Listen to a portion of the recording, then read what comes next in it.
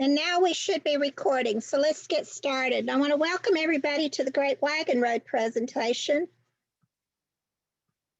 For a short review before I get started going down the Great Wagon Road, let me tell you how he even got to Philadelphia. His name is Solomon Allred. He was born in Lancashire, England in 1680. We know he was still in Lancashire because his father wrote a letter in 1695 that said the family was in Manchester, England. And Solomon turns up in in Chester County, Pennsylvania, near Philadelphia in 1719. And he's writing a letter to his cousin asking for financial help to buy some property. And that's a match to Solomon appearing on the 1724-1730 tax lists in Chester County, Pennsylvania.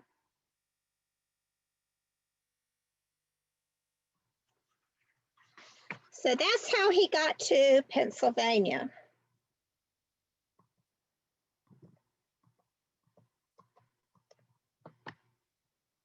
Well, and I can't get my screen to move here. Let's see what's going on. There we go.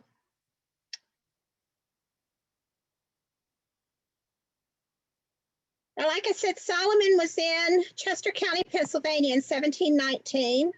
It's got a 20 written beside of it, 1719-20, because it was the Quaker calendar. But he was writing to his cousin Israel Pemberton of Philadelphia, asking for some financial help to buy property on the north side of Nottingham, Chester County, Pennsylvania. Now, on the far left side of the screen, upper side, you see a little family tree that explains how Solomon Allred and Israel Pemberton were cousins.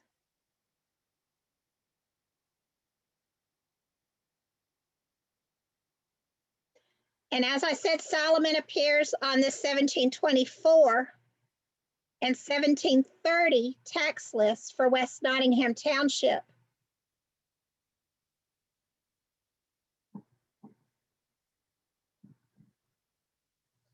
After 1730, Solomon just disappears from records. So the question was, what happened to him? Where did he go? Well, in 1737, in Prince George's County, Maryland, 1738, in Chester County, Pennsylvania, Johnny Allred is in court for various reasons. But the main reason was to settle his father's estate. His father was Samuel Finley. DNA tests and further documentation that was found proved that Johnny Allred's mother was an Allred, the daughter of Solomon. William Allred, the son of that Solomon, purchased land in Prince George's County, Maryland in 1746. And Jeremiah York, who was on the tax list in Chester County, Pennsylvania,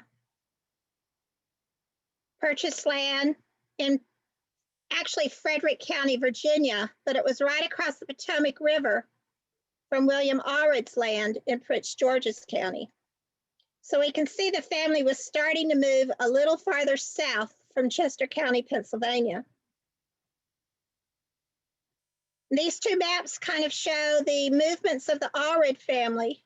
The stars show where they were in 1724 on the tax list. 1746 when William bought his land in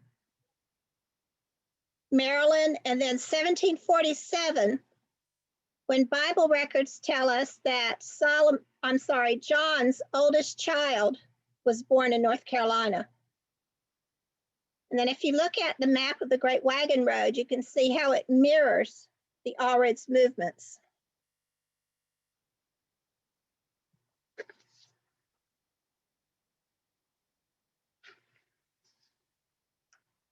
Now, why would they leave?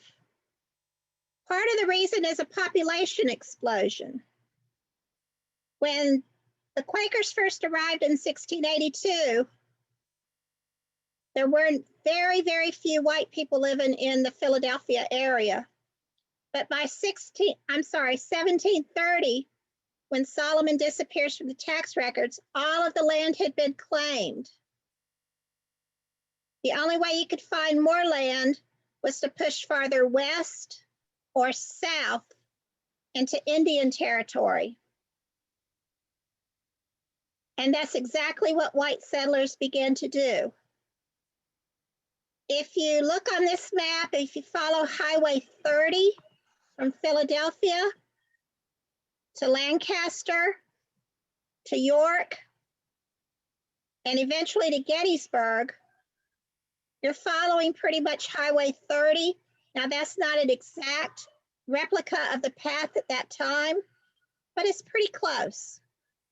And the marker shows you where Chester County, Pennsylvania was. And that shows you how close the Allreds were, and Jeremiah York, to the Great Wagon Road.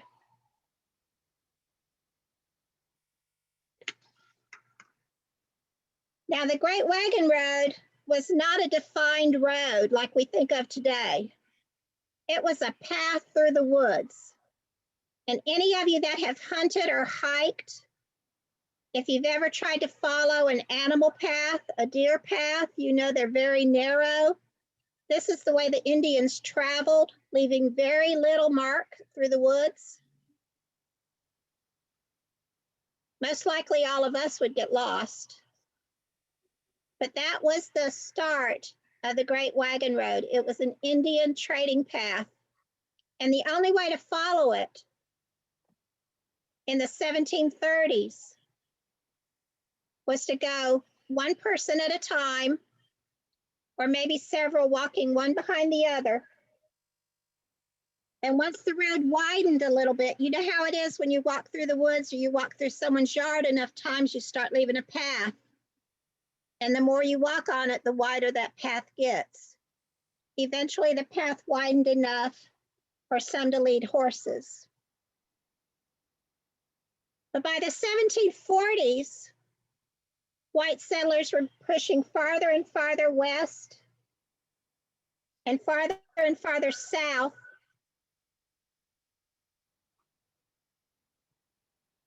And the Indians were getting really upset about that. If you can imagine people coming into your property and your land and pushing you out, tempers flared. Indians began to attack and kill settlers. Settlers began to attack and kill Indians. There were no innocents in there. It wasn't all the Indians. The settlers were every bit as guilty. So in 1744, the chiefs of the Six Nations and the colonial leaders of Pennsylvania, Maryland, and Delaware came together and signed a treaty which guaranteed people could move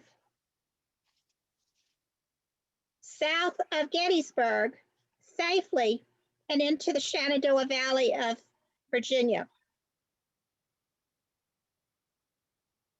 Now the map on the far left shows a dividing line between the land to the east that the Indians had ceded or given away, the land to the west where the Indians were living. Again, look at where the Allreds were, and look at the Great Wagon Road. You can see how the three match each other. And that was the start of what became the Great Wagon Road.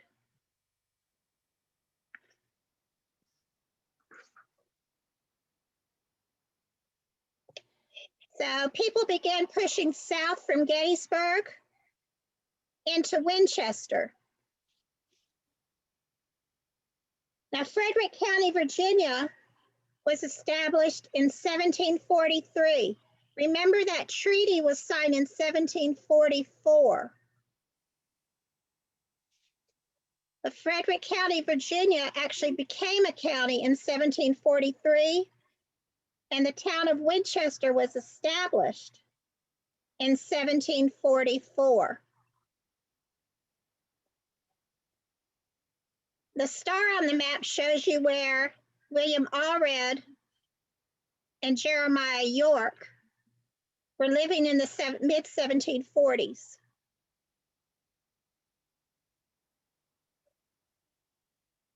From Gettysburg down to Hagerstown, I'm not quite sure which route they would have taken, but at Hagerstown, they picked up Highway 11.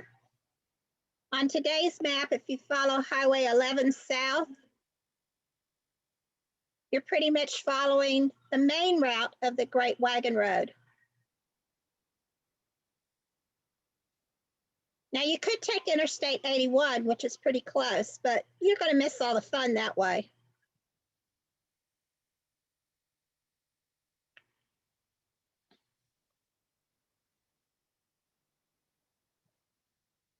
Now, the Great Wagon Road was by no means an established road. The route changed according to the weather. In the dry months, dry weather, it might be easier to go one direction. When it was wet and muddy and the streams and the rivers were high, you might need to go in another direction. This is a close-up of a section of the 1751 Pry-Jefferson map.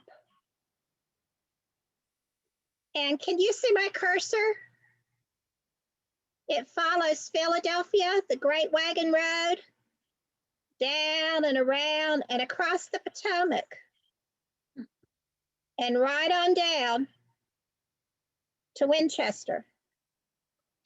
See this arrow here? It calls it the Wagon Road. But a little bit further south is the Philadelphia Wagon Road, which crosses the Potomac and then just sort of disappears right here. I think this is a good example of how the route changed according to the weather.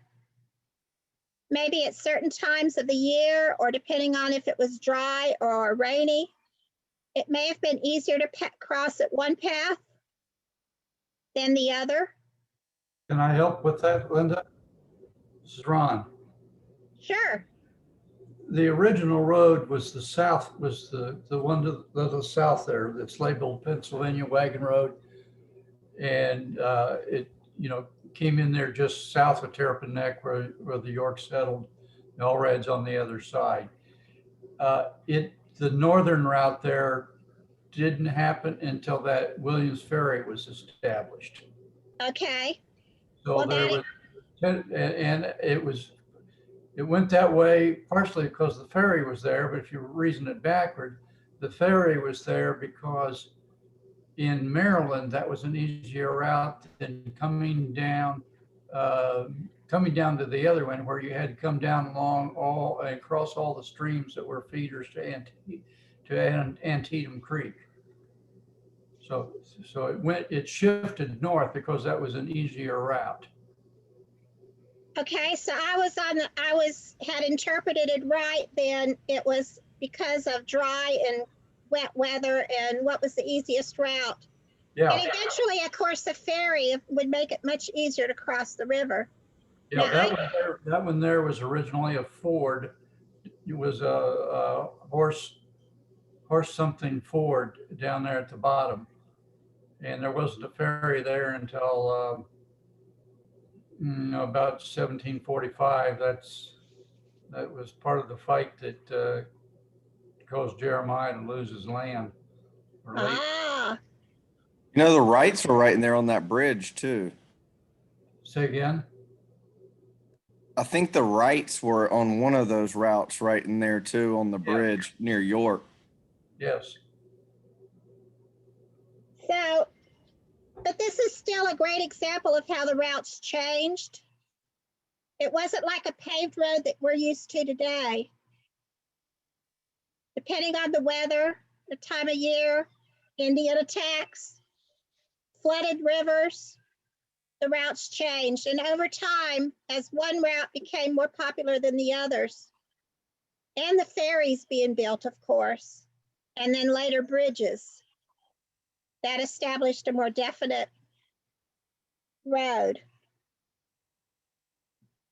Here's a close-up of that same map. I can't quite read what this says. It's something ferry. Couldn't quite make out what those words were. The more I blew it up, the fuzzier the words got. But of course, we see Williams Ferry, the Wagon Road, Philadelphia Wagon Road, and where it crosses here and just sort of ends. That's what made me think that this might have been a route that was used only during certain times of the year, depending on the weather. But notice this little part that juts out here and the part that juts out here.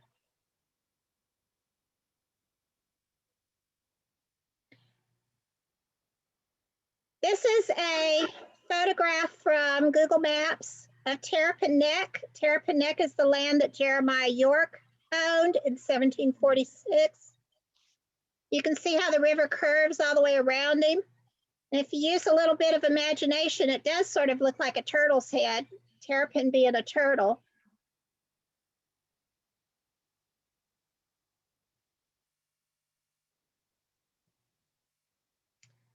When William Allred purchased his 3 tracts of land, he purchased them from a larger tract that was called Pile's Delight. If you take a plat map of Pile's Delight and rotate it north to south, you can see how it fits perfectly into the curvature of the Potomac River across from Jeremiah York's land.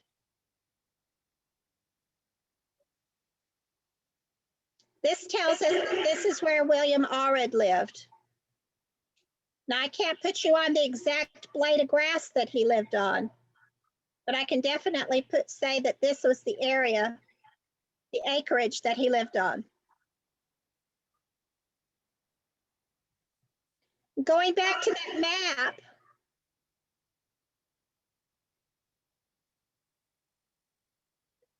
now Williamsport, Maryland claims that it's the home of Old Williams Ferry, and that this jut out here is where Williamsport, Maryland is at today. But looking at it, I wondered if this wasn't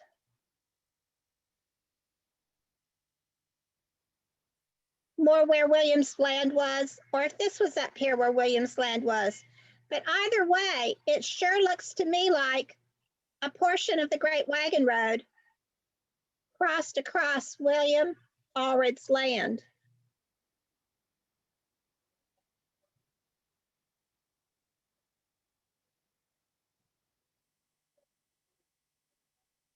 Again, this map, it shows you where Williamsport's at. They claim to be the home of where Williams Ferry was.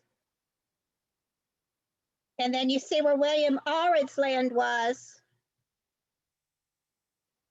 It's hard to interpret which one of these little peninsulas here is this peninsula, which was Terrapin Neck.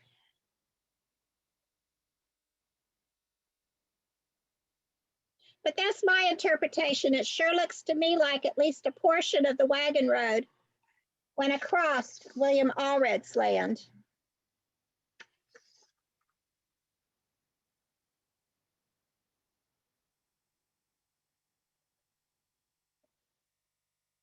Now, when did the Allreds travel down the Great Wagon Road?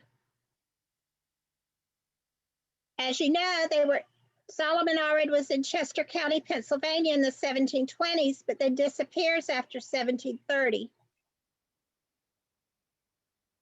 His son William was in Prince George's County, Maryland. He owned that land across from Jeremiah York. John was in Chester County, Pennsylvania, and Prince George's County, Maryland, settling up his father's estate in 1738, 1739. He reappears in North Carolina.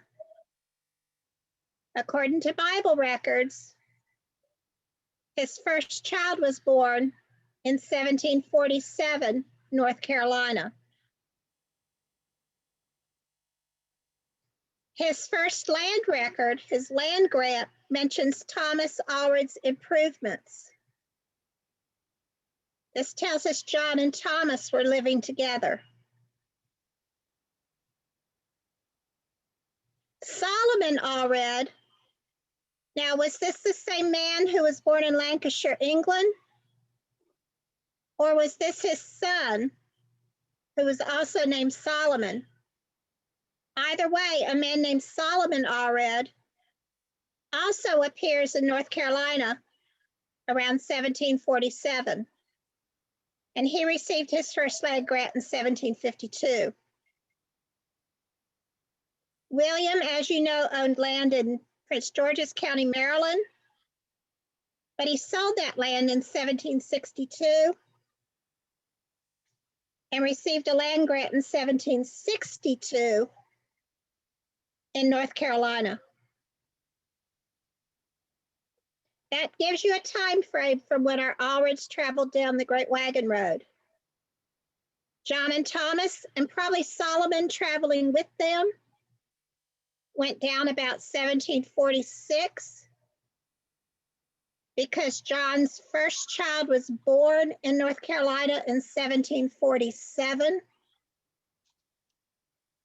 Let's hope his wife wasn't pregnant while she was walking down the Great Wagon Road. Let's hope they went down a year or so before that child was born. And then William followed along a few years later.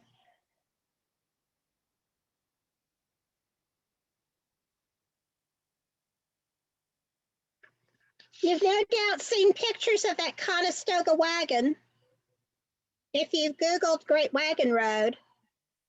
But in the time period that our Allreds traveled down the wagon road, it was just a path, a very narrow path through the woods, very pristine woods.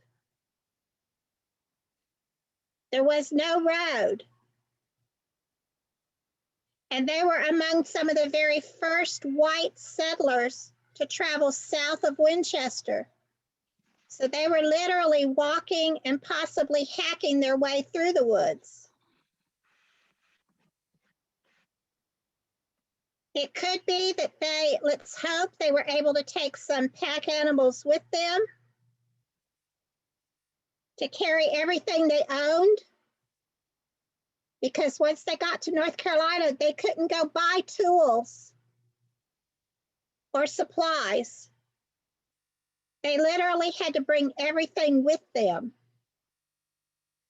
Axes and saws and whatever's needed to build a house, plows and hoes so they could farm, food, livestock, cows, chickens, pigs, clothes, household things, a frying pan to fix bacon with. Literally everything they had to bring with them. I don't see how they could have done it without having some pack animals.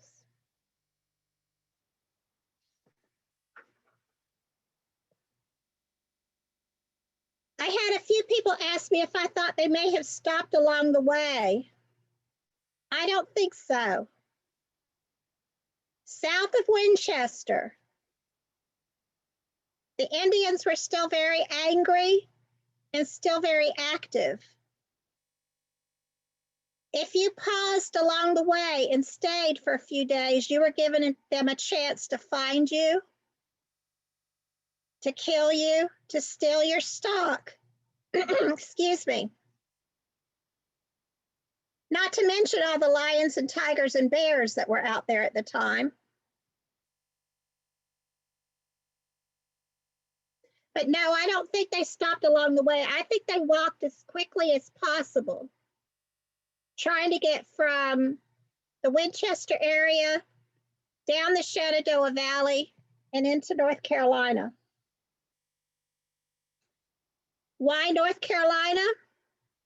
Well, part of the reason is the very few Indian tribes that were still around central North Carolina at that time. This is the 1740s. were relatively peaceful.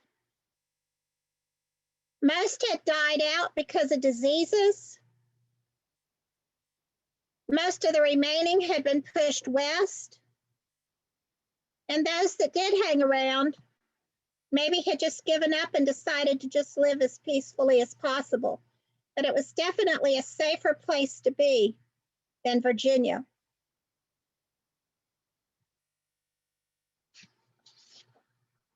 Now, how long did it take to get down the Wagon Road? Months. Today, we can drive it in a few hours. For them, it would have taken months.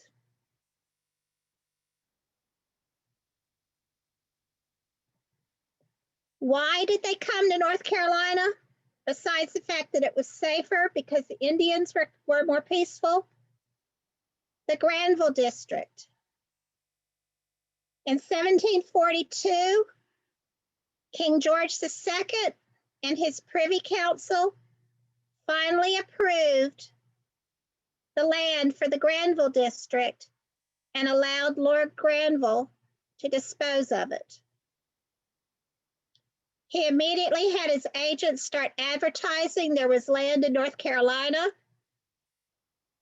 He was charging what amounted to covering just the fees, the filing fees and the survey fees, so it was basically free land. And the average size of a land grant was 1 square mile, 640 acres. This was a dream come true for people who couldn't afford land in England or Europe, or those who were in Pennsylvania where the land was all claimed.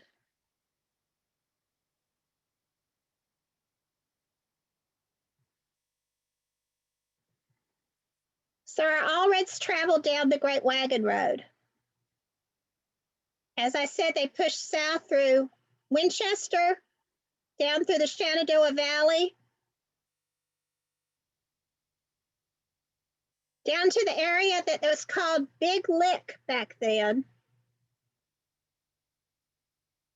Today it's called Roanoke.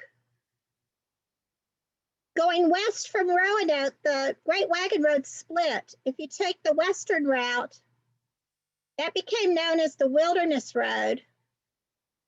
Daniel Boone fans should know the story of the Wilderness Road. Went through the Cumberland Gap and into Kentucky and Tennessee. But our Allreds took the southern route, which became known as the Carolina Road.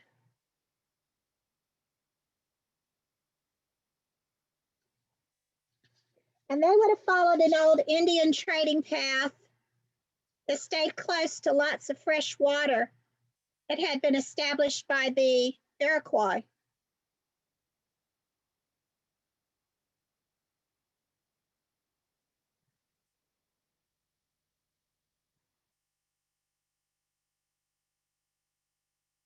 Different version of the map of the Great Wagon Road, which includes the Carolina Road south of Roanoke. Used to be called Big Lick back then.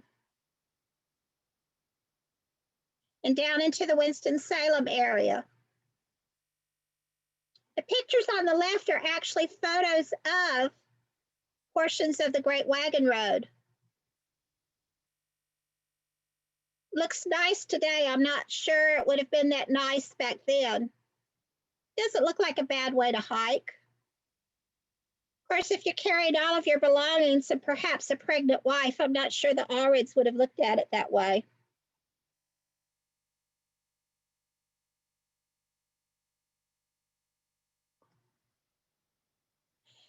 Some historians say that Highway 220 from Roanoke down to Winston-Salem was paved over the top of the Great Wagon Road. I'm not sure that's completely true. It may be paved over portions. But again, this is a blown up section of that 1751 Fry Jefferson map. And I drew a red line to help you see how the Carolina Road crossed the Virginia line down into North Carolina, across the Dan River, and down to Wacow. Wacow became Wachovia, which became Winston-Salem.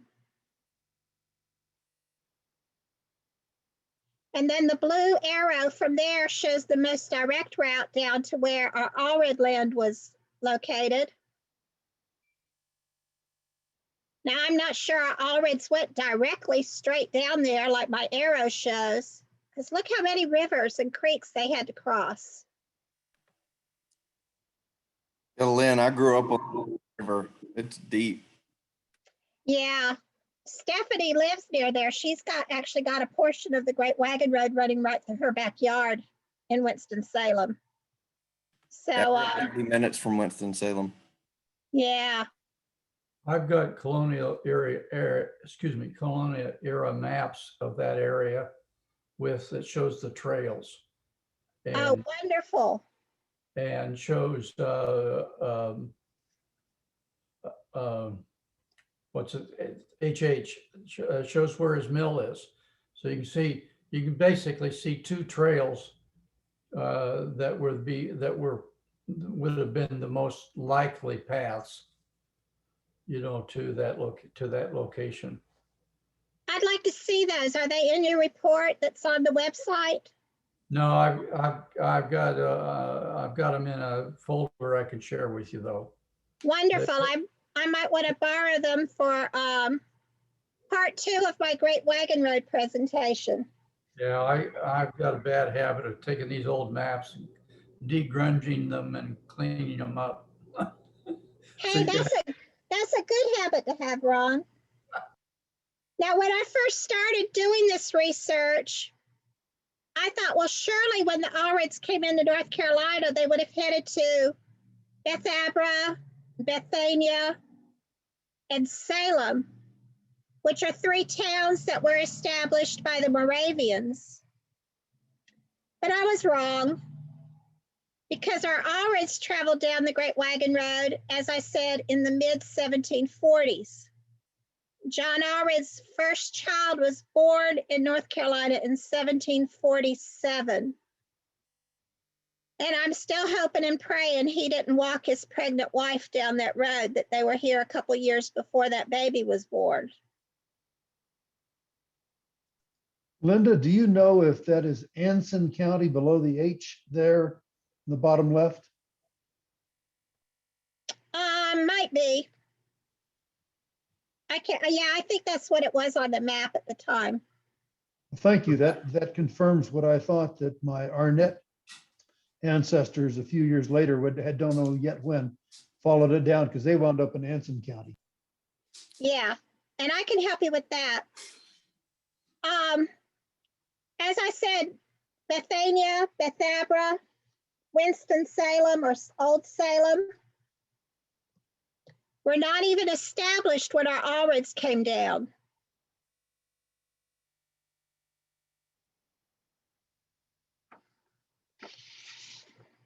The Moravians established Bethabara in 1753. Salem was not built until 1766. Our Allreds were in North Carolina some 20 years before Salem was built. So our Allreds did not get the luxury of being able to stop at these wonderful towns for refuge and to restock before going on to their land. Nothing was there. Our Allreds were truly among some of the very first white settlers to come into North Carolina, central North Carolina.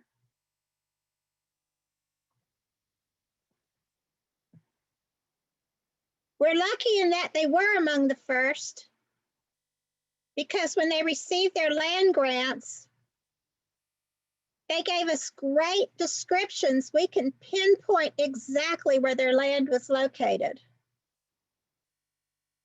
On the map, you can see where the red spot is Randolph County today, right in the center of the state. The map on the left is a blown up version of Randolph County.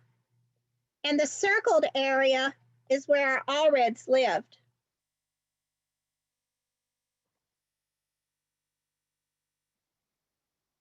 John Allred received his first land grant in 1755, and it mentioned Thomas Allred's improvements. Now, improvements could be a house, a barn, a cleared area for a field. Anything that they had done to change the land was considered an improvement. By mentioning Thomas Allred's improvements, that tells us that John and Thomas were living together. Maybe not in the same house, but definitely on the same land. Solomon Allred apparently settled just across the creek from them on the north side of Mount Pleasant Creek, because in 1755, Herman Husband received a land grant, and it mentioned Solomon Allred's improvements, which tells us Solomon had lived there before Herman Husband did.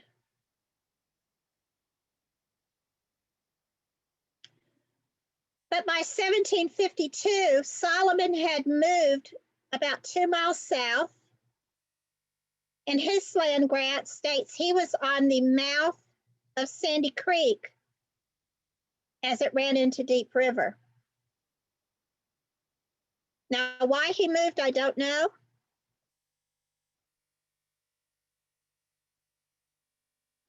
But he was only about 2 miles as the crow flies from his nephew and brother, John being his nephew, Thomas being his brother.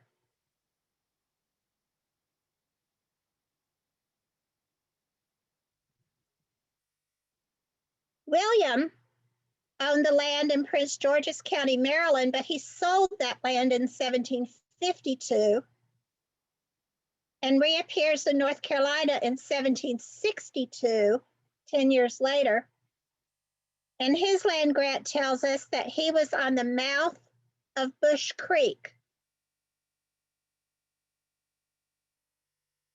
So we're very blessed that these men received land grants that have such specific descriptions that allows us to pinpoint exactly where their land was located. But now, if they arrived in North Carolina in the mid-1740s, why did it take them so long to get a land grant? Well, one reason was their first priority when they arrived was not trotting off to the courthouse to do a bunch of paperwork. Their first priority was to build a house, to start a farm, to feed their family, to establish a homestead.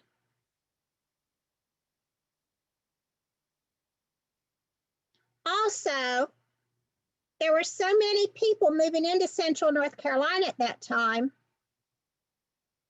As more people moved in, the governor established new counties.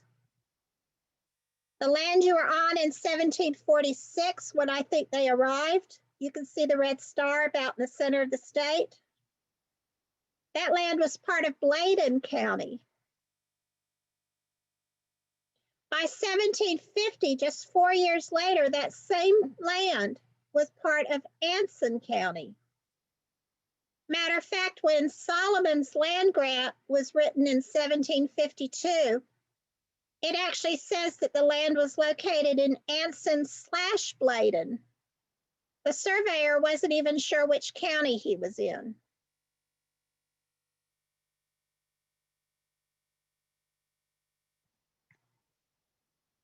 Now, obtaining a land grant was a long process too. That was another part of the problem. The first thing you had to do was homestead, have shelter for your wife, start your farm. But then you had to figure out what county you were in and travel to that county courthouse to file an application or an entry, which basically said, My name is John Allred or Thomas Allred, whoever name was going to go on it. And I want to own this piece of land. I want to receive a grant for this piece of land. And you described that land and said how many acres you'd wanted. Like I said, the average was 640 acres or a square mile. So they were filing an application or an entry. 3 months later, if nobody had disputed the fact that you wanted to own that land, the land office issued a warrant. That warrant said that you wanted to own that land and now it needed to be surveyed and a plat drawn. The warrant went to the surveyor. Now those poor surveyors were overwhelmed. People were moving in by the thousands. They simply couldn't keep up. It was not uncommon for the process to take up to 10 years for that survey to be completed, for that plat to be drawn and filed back with the land office. 10 years. That could explain why our Allreds arrived in 1746. John received his land grant in 1755, 9 years later. Solomon received his in 1752, 6 years later. John arrived, he sold his land in Maryland in 1752, but it was 10 years before he received his land grant. Now you can understand why it took so long to get the land grant. After that plat was drawn, after that survey was completed and turned into the land office issued the grant. The new landowner had to travel to the courthouse, sign all the paperwork, pay all the fees, and was issued a patent. That patent was the copy of the grant that the landowner got to keep to prove that he now owned that land. In 1755, when John Allred received his land grant, his land was now located in Orange County. The land hadn't moved, but new counties had been formed and the county lines had changed. Remember, it was part of Bladen County, which is down here in the bottom, BL. Remember how big it was? See how it shrank? And then it was part of Anson County. Now it's part of Orange County. But the Orange County Courthouse was located in Hillsboro, some 50 miles away. I'm guessing 50 miles on horseback through probably some fairly decent paths. Might have taken 2 to 3 days to travel from John's home to Hillsboro. Maybe a day to go to the courthouse and file the paperwork and maybe do some other business while he's in town. Another 2 or 3 days to get back home. We're talking a week at least to pick up that paperwork.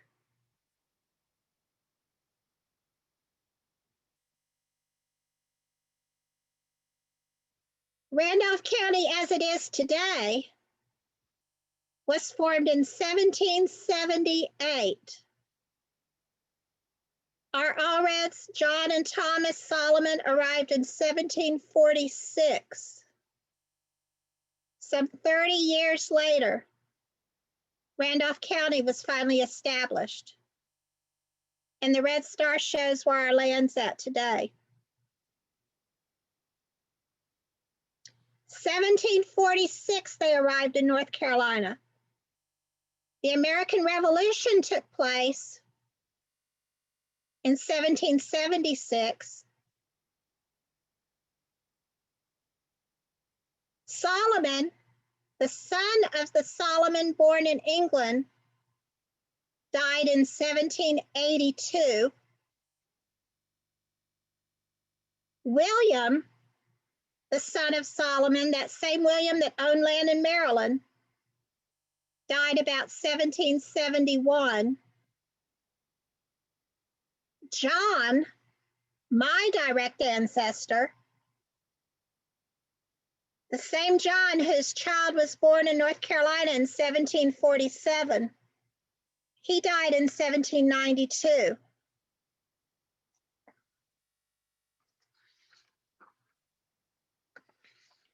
But Randolph County was established in 1778, but the first session of court was not held until 1793, the year after my John died.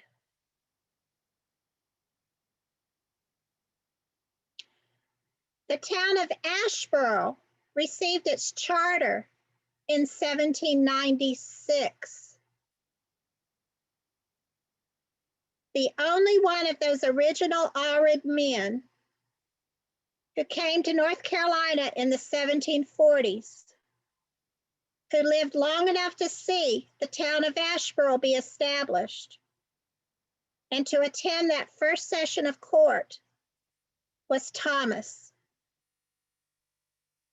And he died in 1810.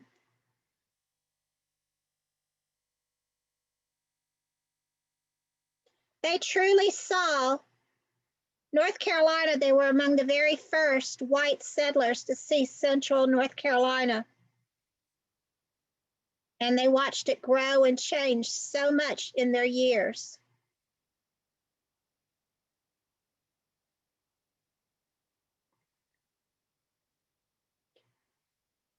If you decide to travel the Great Wagon Road,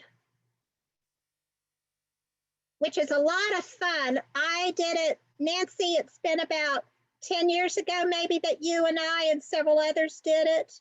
Sue, I think you were with us on that trip. I want to do it again. No, now that I know more, especially, I've got some sites I want to go back to see. But I highly recommend stopping at Natural Bridge, Virginia. It is a stone bridge right along one of the main paths of the Great Wagon Road. And you know, the people traveling down that path, including our ancestors, would not have carried their belongings down 215 feet across that creek and then back up 215 feet. They would have gone across that natural bridge. George Washington was there as a young surveyor in the 1750s. So if you go, be sure you look for his initials carved on the stone. And I highly recommend a stop at the Frontier Culture Museum in Stanton, Virginia. We stopped there when we were there about 10 or 12 years ago. They were just getting started. Since then, they have something like 21 natural full-time exhibits. Exhibits means that they have a homestead built, and they have period costumed interpreters that can talk to you about the lives of the people of that time period. And the picture I have is a house that they estimate was built around 1740s. So that gives you an idea of what maybe our ancestors' house looked like.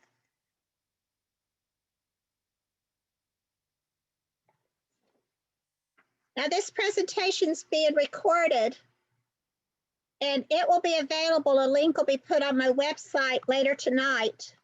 And I'll send everybody an email to let you know when you want to see it. And those that couldn't join us can watch too. And I'm going to open it up to question and answers now. And we're lucky because we've got Ron York with us, who can answer all of our questions about Jeremiah York and his travels down. Dennis York is with us also. And as you've already heard, sounds like Ron knows a lot more about the Great Wagon Road than I do, at least portions of it. So if everyone wants to turn their microphone on and we can open it up to question and answer.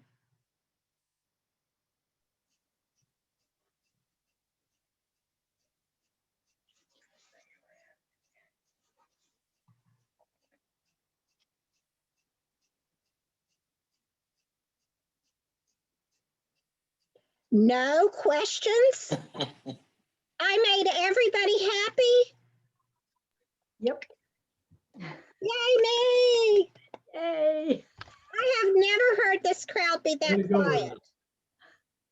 You're either Well, in you're either in a coma from being happy or I put you to sleep. Which is it? Can you hear us? Yes. Okay, Okay, Ron, I good. think Ron has a question. No, I don't. I just be sure that, Let me do a little bit since the Yorks and Allreds were together back in Pennsylvania.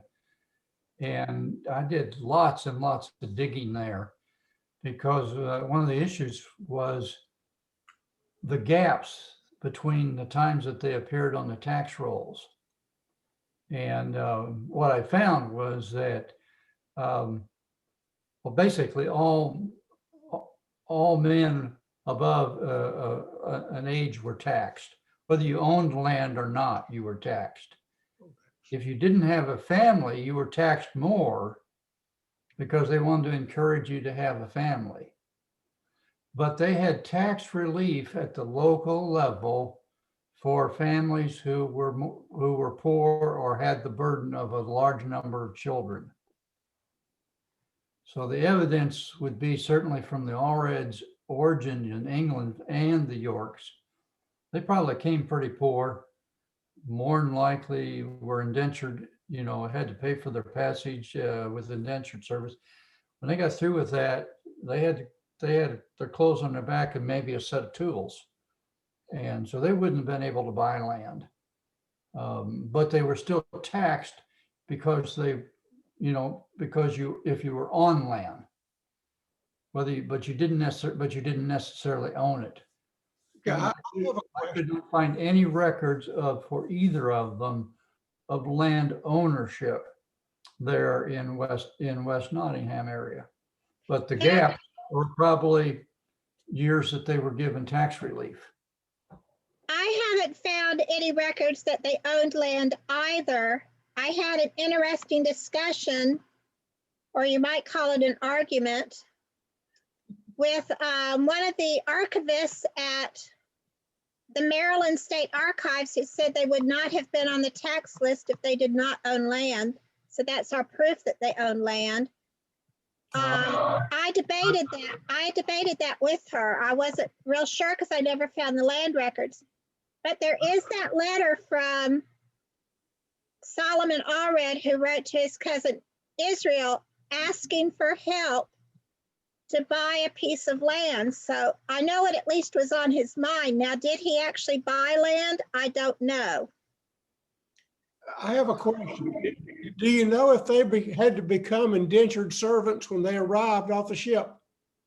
What I read is most of them did. They would get passage, and then when they arrived here, the captain would essentially You refused to let them off? It wasn't a slave market, but they somehow or other there was a process where he could say, I have this able-bodied person. He also knows how to make shoes and boots. 1755, they were having markets on those ships to So- literally sell them into servitude. Yeah. And some of them, but the Allreds arrived around, I think, around 17. Solomon Allred arrived probably around 1702, 1703. I'm not sure when Jeremiah arrived, but Solomon in England had approached William Penn about coming to America, or not Solomon, but his father John had approached William Penn about coming to America according to his terms. And by Hey, Lin- terms, that means that William Penn was offering to bring people to America as indentured servants. And we know that family was extremely poor. I don't see how he ever came up with the money to pay for a passage. That's why I think he came as an indentured servant. That's probably why he had to stay in Pennsylvania a while. Okay, my last question is, I hope, do those indentured servant records still exist? There are some, but there's missing records, and I've never found one for Solomon. Okay. And Hey, I've Linda, looked here and I've looked in England, but I haven't found anything. Where would a person look to find them? In Philadelphia. Start with the Pennsylvania Archives. The Chester County Archives is very thorough. The Historical Society of Pennsylvania in Philadelphia is very thorough. Yeah. And in England, I looked at the UK Archives in Kern, and I looked at trying to remember where I looked in Manchester. I actually went to the archives in person and in Preston, but I was unable to find anything. Now, it could be that they didn't have everything indexed and available for me to look at. It could be you'd look now and find something. But so far, I haven't found it. Name and the ship's name. I'm sorry, say that again.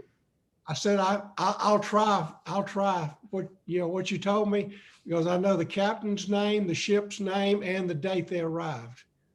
Who, Solomon? Oh, your family? The Kerns. I'm sorry. The Kerns, yeah. Okay. hey, Linda, another interesting one. You got the Free family that's in the graveyard that Yes. the mother bought 5,000 acres from William Penn when she came over. And Marie. she was a Warmbrower or something like that, but she was a Free, but changed her name back to get from England over to what it was before. But Daniel Free that came down into North Carolina in that same group, they had all that land up there right in Chester County as well. Interesting. Yeah. Done a lot of research on the Farees. They happen to be my wife's family, and they oldest ones are buried in a private cemetery in Lancaster. I've been there, Dennis. It's beautiful. Now, the Pemberton papers are in the Historical Society of Pennsylvania in Philadelphia. I've been through most of them, not all of them, but most of them. Because John Allred went to William Penn asking for help, Donnell Griffin, who some of y'all knew and all of you know her name, she went through the William Penn papers and some other papers, but we just didn't find anything. You know, it's been how many years now? Things get lost, so. I think it'd be worth mentioning, Darnell and I did a lot of research together before she published her book and even after she published her book. The sister of Jeremiah York, and Elizabeth York, is believed to be the wife of the original Solomon Allred, and married in England, perhaps had two of the children in England, and they may have had the right timeline to have traveled together with Jeremiah York to the port of Philadelphia and located as neighbors and friends on the same tax records at least twice in Chester County below Philadelphia. So it's very significant that the Yorks and the Allreds were friends in England before they ever came to America, and they remained to this very day intermarried to the Allreds multiple generations. to this present day. Yeah, Dennis, I'd like to see proof that there was any association between the two families in England. yeah, I might debate you on that, Dennis, because I don't think they met until they came to America. Solomon would have lived in Manchester. The Yorks were down south. That's a long distance for a very poor boy to travel. And I'm talking very poor boy. They were on the poorhouse list. I understand. And then to could have come met over, on the I think boat they coming probably to America. married. I think they probably married after. They met could have met and on the married boat coming after. to America. The timelines that I have researched and with Darnell is the timeline that the Allreds and the Yorks came to the port of Philadelphia are within a year or two. 1715, 1719. That timeline is more than coincidental. I don't think that's the right timeline. I think they were. That's the timeline Linda just presented. Yeah, well, we can debate all that in a future. Let's stay on topic for now in the Great Wagon Road. Does anybody else have any questions? Well, I think it's very significant that you talked about the two possible routes of the Great Wagon Road. Ron has done a great deal of research of how the Wagon Road may have come across Maryland through a little different route before the roads were completely established, because it was wilderness. After they left York, it was particularly rough roads and probably just walk-in roads or single horse routes or mule routes or oxen routes into western Fredericks County, Maryland. We know that the Henry York, for example, was born in 1752 in the vicinity of the Little and the Big Pipe Creek in western Maryland. Ron's done some work that says there were preliminary routes out of Pennsylvania down into western Maryland that will connect into the little segment that you presented for the second portion, the lower portion of the Great Wagon Road, where you showed just a niche going up into Maryland. That would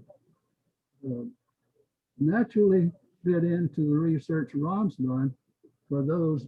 I think it's called the Mahogany Route, isn't it, Ron? Well, the Wagon Road went west there through Chester County and then Lancaster County, and then it stopped at 1730. When the first groups went from there to settle in the Shenandoah, and it's believed that the group led by Height, their record said they carved the route. They had to chop the trees down and it's about 120 miles. And that route that they chopped is the one that became the Wagon Road, at least the first version of it. And that explains that little tidbit that Linda was showing. So by 1740 or so, an alternate route was being developed, and there was another place to ford the Potomac. So the routes that you're showing were essentially different in time. There wasn't anything there until our families made that trip, down there into Western Maryland and Northern Virginia to settle. Can y'all imagine what that was like? Pure wilderness, no road. You literally had to hike your way in. And you Maybe with your machete and cutting down trees and. Yep. Think about the Julians who went from Charleston up to Maryland and then over to Winchester. Yeah, those were some traveling people, weren't they? Jeez Louise. And then back to North Carolina. That you mentioned the poor pregnant lady making the trip down the road. Well, Henry York was born on that trip. And I suspect his mother, that was a premature birth, more than likely caused by the exertion of that trip that they made. So Henry had 2 wives and 18 children. So He was a tough old bird then. Was York, PA named after the York in England, or was it named after the York family? in York's in England. Okay. Yeah. And it was not Yorkshire either. It was Onley, So Buckinghamshire, England. Yeah, the York family was from Buckinghamshire, which is down the southeast corner of England. Yorkshire was in the northeast corner of England, 2 different places. well, So Yorkshire was not named after the York family. Right. the other way around is what's probable.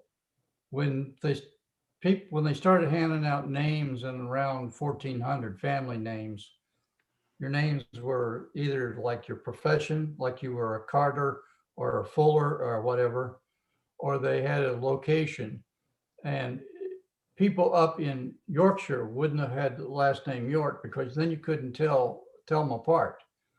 But if you were from York, you probably got that name. So the indication is by that time, the Yorks, our family was in Northamptonshire, and when they got the name. So it had to be within living memory that this family came from York. So that seems to be the most reasonable way to get that name. It wasn't particularly common. Yeah, Now, Dennis. Allred was, best I can figure, they called it a ruddy complexion, which, look around at all your cousins, look around at me. I've got that red rosacea, ruddy complexion. A lot, especially the blonde Allreds, have it. And then Mike Arnett, you can help answer the question, didn't we? Who was it, you or John, did the research to say the Allreds just sort of appeared in England up in the Manchester area. They don't seem to have come from, while they were by the name Allred. Now, before surnames were invented or required, we won't get into that because that's another whole story, but they weren't named after a place or a town or anything called Allred. They were. That's right. As John Allred said it, and I agree with him, that one of our ancestor, our first Allred ancestor, decided that he was going to be called Allred. That was going to be his surname when surnames came around. And so that's what it was. As far as, and we have not figured out when the Allreds got to Lancashire, but it was back before surnames were in use starting in the 11th and 12th centuries. Now, a fun one for y'all that like puzzles. One of my maternal families is from Norway. And I'm not even going to try to pronounce that name. It's got about 35 letters in it. But when they came into North America, they landed on a little island that we now call Manhattan. Back then it was called New Amsterdam. And when the English bought that land and turned it into New York and required surnames, this is the story I was told, our surname suddenly became Blue. It's a German spelling, B-L-A-W, and then it's morphed into Blue, B-L-U-E. Now, how on earth did he go from a name that was 35 or 40 letters in it that no one could pronounce to Blue?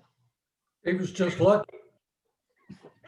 Well, and Blue, B-L-U-E, is actually Scottish. You would think, but in my case, because I got real excited, I thought, there's my Scottish ancestors, and then I did the research and not so much, so. Because I have blue ancestors on my mother's side. My mother was a Stuart, so and we've traced that back to Scotland. So, Oh yeah, Stuart's a big Scottish name. oh So yes, I don't know if they walked up to him one day and said, "Look, dude, you've got to have a last name we can spell. What do you want it to be?" And he looked up, the sky was blue, so he said blue. Oh, Linda, how did Yes. you spell the blue name in your family, Stewart family? oh, BLUE. Oh, okay. Because I came from a BALLEW. Well, So I this was just curious.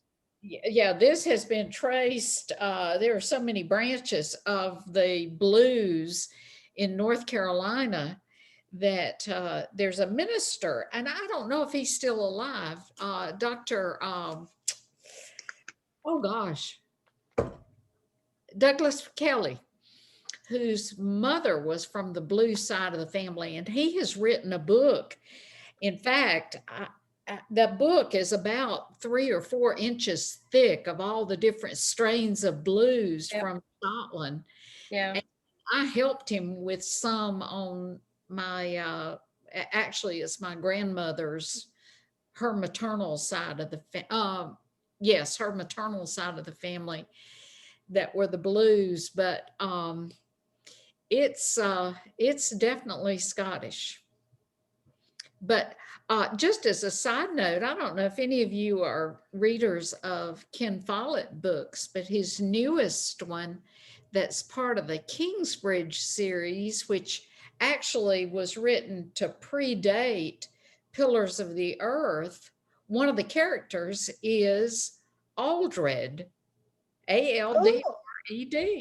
Fun. It's been fun to read it. It's like, oh, there may be some connection. But this, Fun.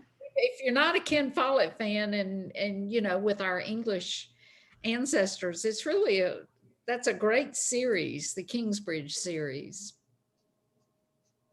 Well, to go back to our great wagon road, the reason I kept mentioning Jeremiah York and the reason Rod and Dennis have done so much work on the York and Allred families is because circumstantial evidence, strong circumstantial evidence, seems to show that there's a good possibility that Solomon Allred married Anne York, who was a sister of Jeremiah.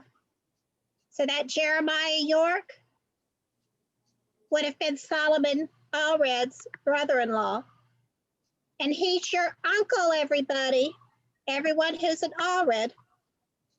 He was your uncle Jeremiah. Hey, Linda, this is Mike Kidd. Yes.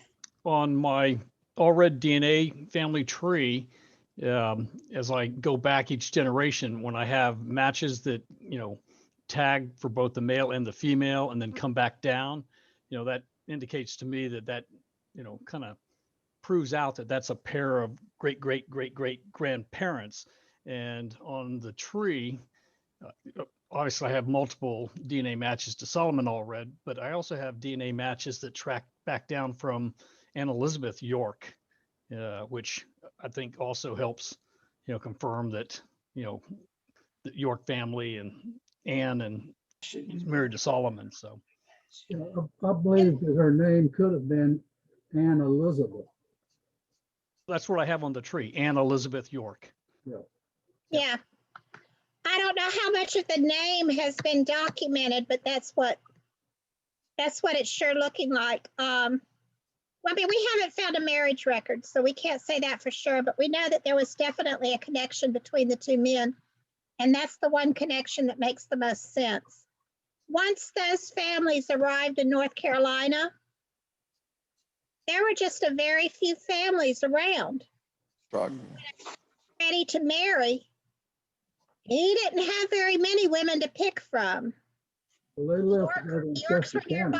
nearby, the Trogdons were nearby, the Farees were nearby, the Julians were nearby. It's almost. And that's who they married. They married each other. So all of those original Randolph County families, one way or another, you're bound to have most, if not all of them in your family tree. Yeah, I grew up in Randolph County, so I feel very at home with the Allreds and the Julians, the Roofs, and of course the Yorks and many other families. It turns out that the research I've done over 56 years connects the Yorks with nearly every pioneer family that came to Randolph County. There were a lot on my maternal side that were Germans. My great-grandmother, 6 times, was pure German immigrants, because in Randolph County, there was a great Lutheran presence in the northeastern corner up near Liberty. Mm-hmm. It was all German, and they spoke German.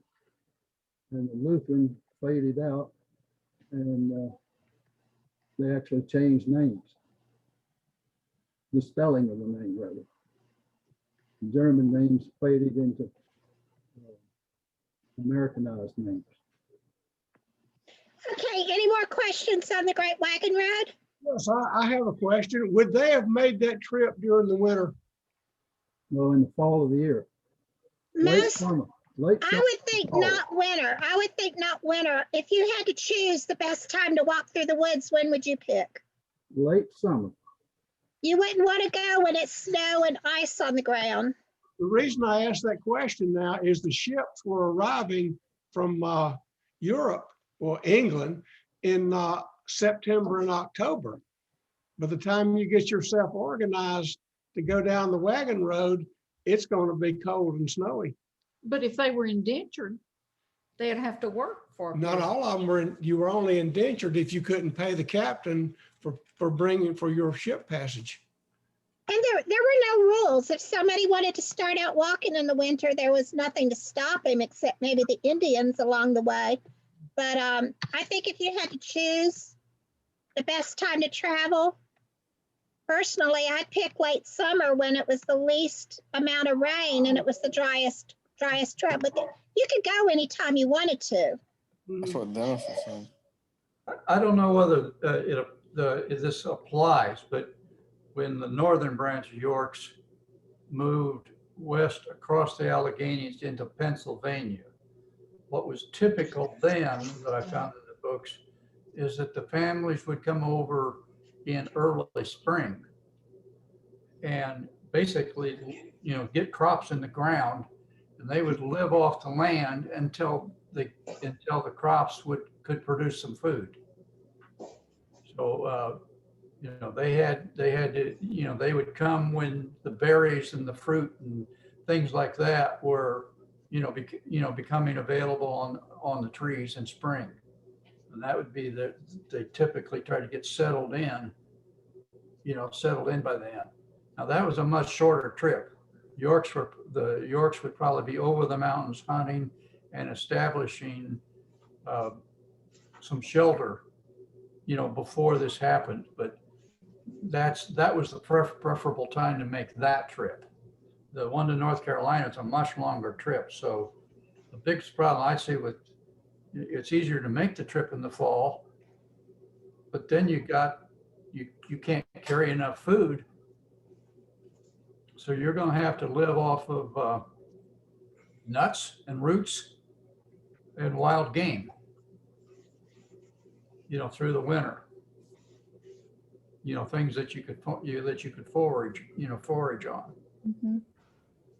I have a question for all of you that have studied the wagon route, just because I live right here in Bethabara Park. It's been interesting to me, but I haven't ever seen a journal that was kept.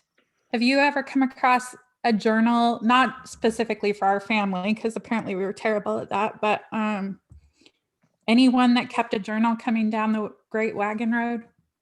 Look for the Moravian Single Brothers, which is they kept journals, great records. And actually, some of their records are online now, but I know you could find them there at Bethabara.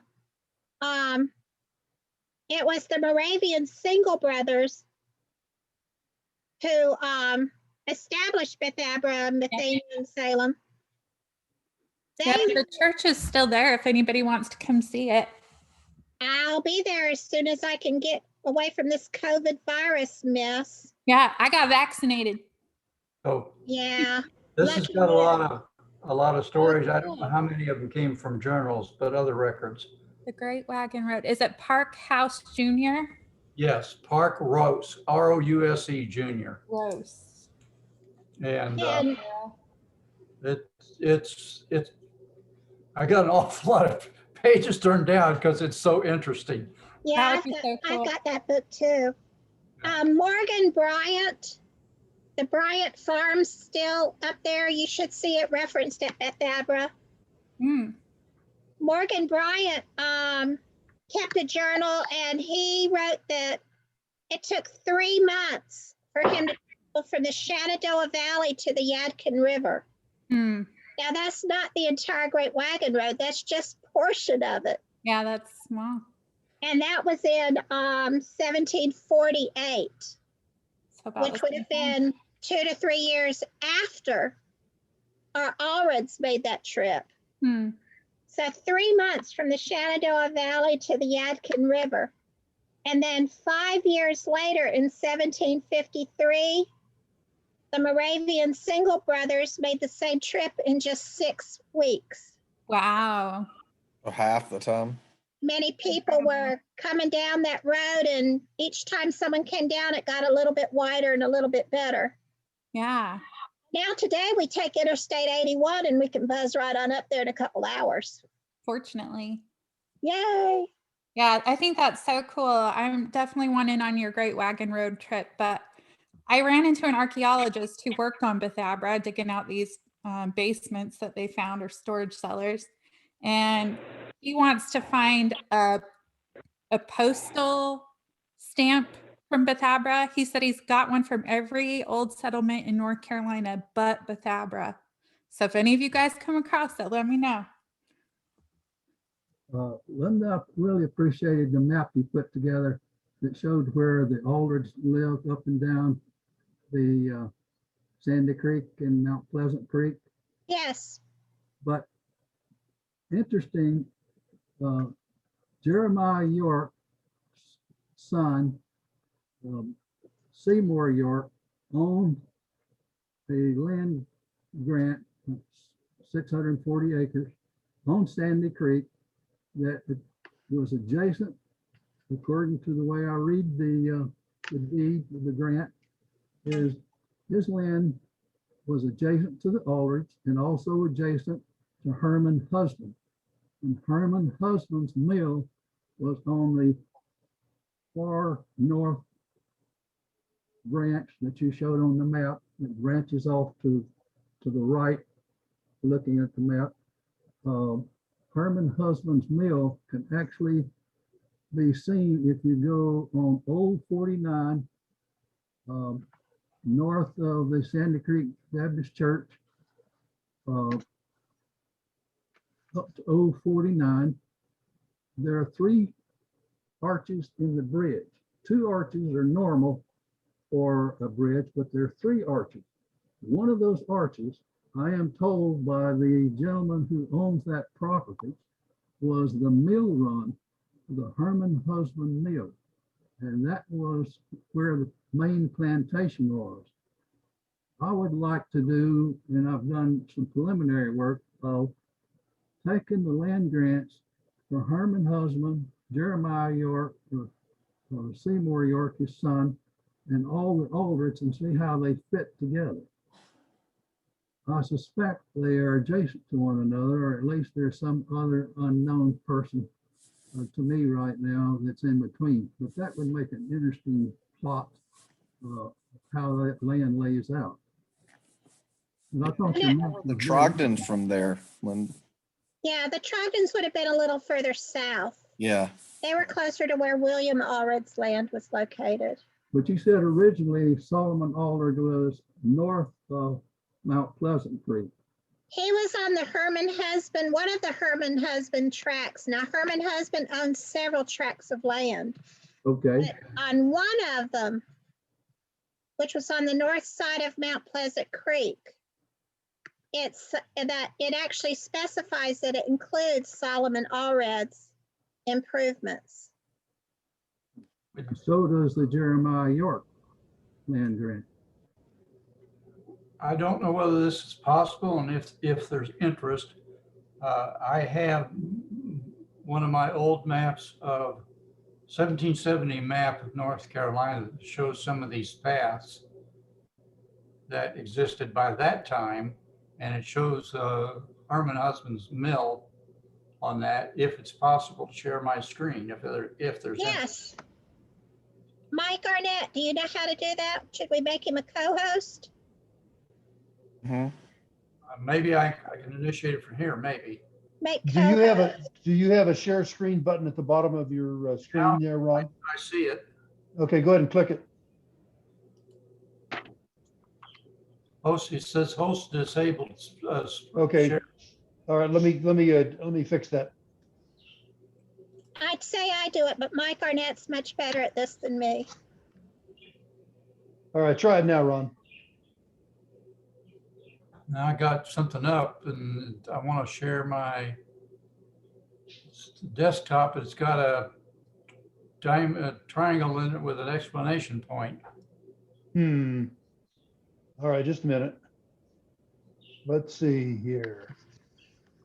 Maybe Okay, all it's my participants. app or something that I've got open. there. Okay, try it now. I just changed it a little bit there. Try it now. Okay, let me get out of here. It's wanting to share. It's wanting me to pick a, rather than a screen, an app. That is, you should be able to. I don't know that.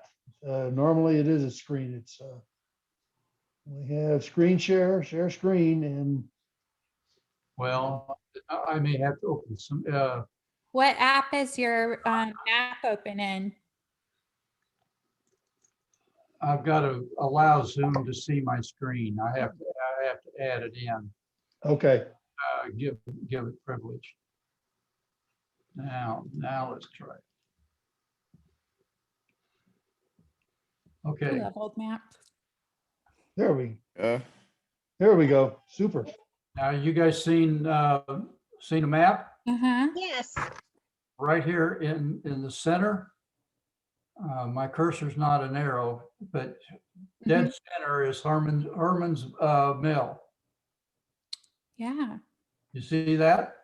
Right. Okay, yes. Now I will attempt to zoom out slowly. So this is what I've got that I can share with people, and Linda, I'll work with you and get some copies for you to use, but it shows, it's showing, Mill is right where the dot is. pardon? The mill is where the dot is because it's right on Sandy Creek. Well, right out there, here's Sandy Creek, It's right there where the dot is. and there's a trading path that comes across right here. And right there is a dot.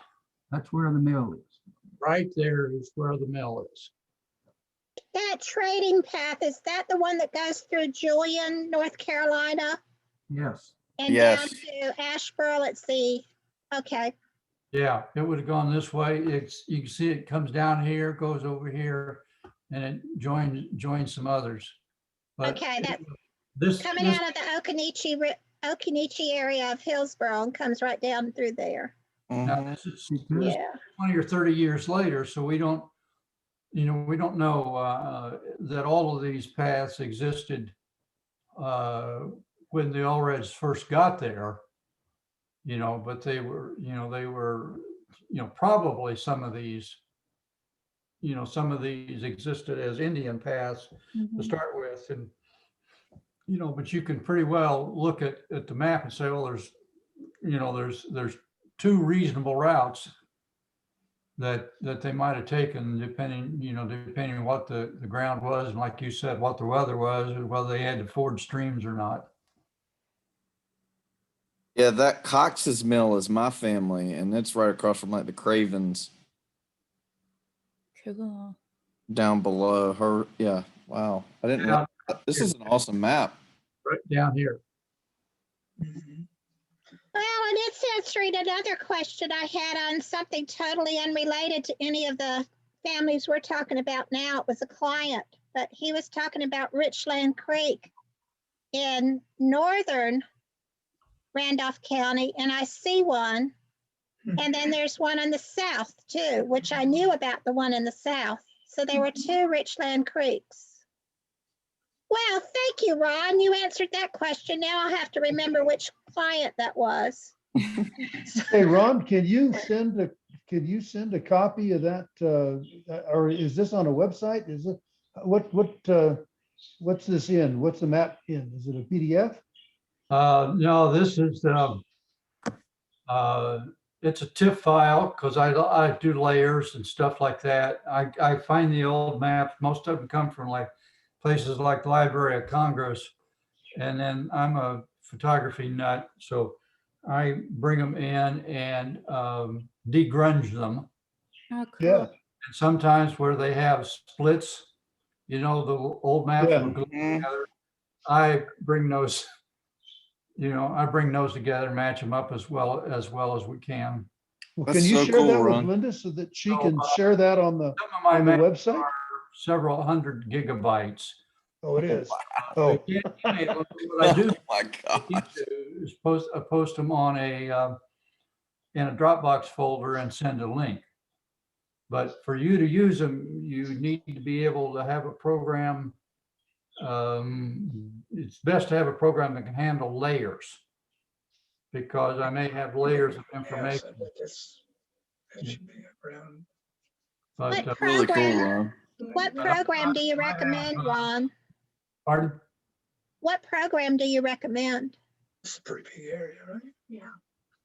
Well, the Photoshop is wonderful, but it is also expensive. You have to pay monthly. I have a copy of it from school. I can help. There's two or three others now that are real good that you may only have to pay a fee one time, $40 or $50. That'll do 95% of what Photoshop will do. So that's what I'd recommend if a person doesn't have it, and I can make a list of those. There's two or three out that are pretty good right now. But this, to me, you can't understand history without maps. Definitely. amen. The conditions that I found for our families when they moved, there was a combination of a need to leave where they were, which was usually because the family was growing and they needed more land, and the land around them was already taken and expensive. So they needed to leave where they were. They needed to go someplace else, and so there had to be a way to get there. So this is when routes were opening up. In this case, the Wagon Road South, or in the case of the Yorks up north, it was Braddock's Road over the Allegheny Mountains. So there was a way to get there. And then there's usually also an accompanying political development. In this case, it was Granville getting the grant and opening up the land.